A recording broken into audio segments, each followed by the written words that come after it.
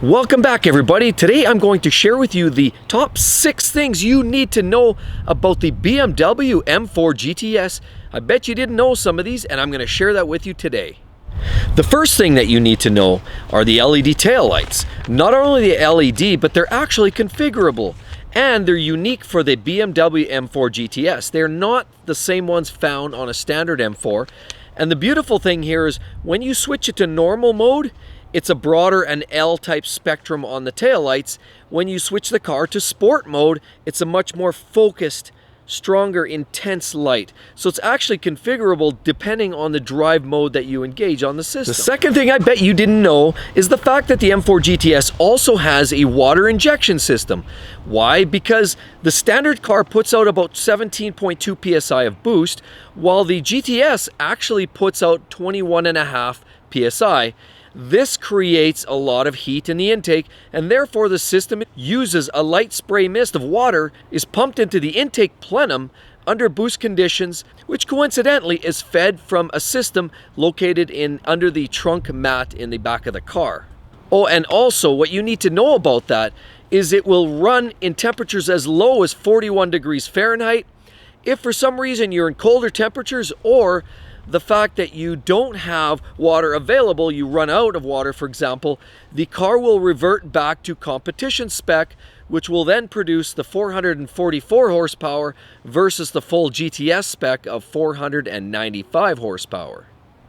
Did you know also the third thing is that the M4 GTS comes equipped with a fully manually adjustable ride height on the suspension, both front and back, allows you to adjust the dampening settings front and back, as well includes a tool. Now it's a techie piece. A lot of people like that kind of stuff. The guys that love wrenching on their cars, pull the car into the pits, basically jack it up, pull the wheels, make that adjustment. It's very techie and geeky for those guys that love that. But it's a very, very cool function. Normally you wouldn't ride around on race height, but it allows you to do that. There's a tool included in the toolkit, and if you're wondering why there's an extra space available in the toolkit, that's because it allows you to place and store the screws and the bolts that come out of the suspension after you make certain adjustments. The fourth thing that actually comes unique for the M4 GTS, also not found on any factory BMWs or M4s or any of that for that matter, is it has a 3-position fully adjustable rear carbon fiber wing. Now what is interesting about that is also the fact that it has side plates, of course, as shown in the photos, but those side plates are actually installed upside down in the US versions because of the third brake light, and that causes a lack of visibility, and therefore BMW opted to actually install them upside down in the US market. Otherwise it's a completely similar piece of hardware. And when you adjust the wing to the most aggressive fully steeped setting, it actually produces over 210 pounds of downforce at 183 miles per hour. It gives you a lot more bite, a lot more grip in the corners. The next item you may or may not know, in some cases if you've seen the car you'll know it's very visible, and that is the roll cage in the back of the car.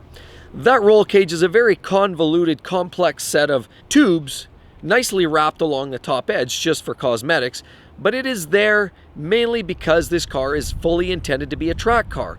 That roll cage there facilitates basically getting the car set up and operating on the track. You're going to have to give up some friends.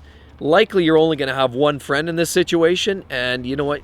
Definitely I would say you're going to have to leave the wife and the kids at home if you're taking this car out for a drive. Now the next thing that I have to mention, this is the 6th and certainly not the least thing that you need to know about the M4 GTS, is the fact that this car is in very, very low production numbers. When I say low, originally BMW slated only 700 models to be built. 300 were going to the US, 80 were going to Germany, 50 were allotted for Canada, 15 in China, and 30 were going to the UK. Now after that whole production run, BMW felt the need to actually add a few more. There was actually a few more added to the production run before they canceled the entire run, thus resulting in a total production count of about 803. Either way, 700 or 803, at the end of the day, that makes this car a very, very low production number car and almost guarantees resale and collector car status in a few years from now. As a matter of fact, right now, if you really want one of these cars, they're very, very difficult to find.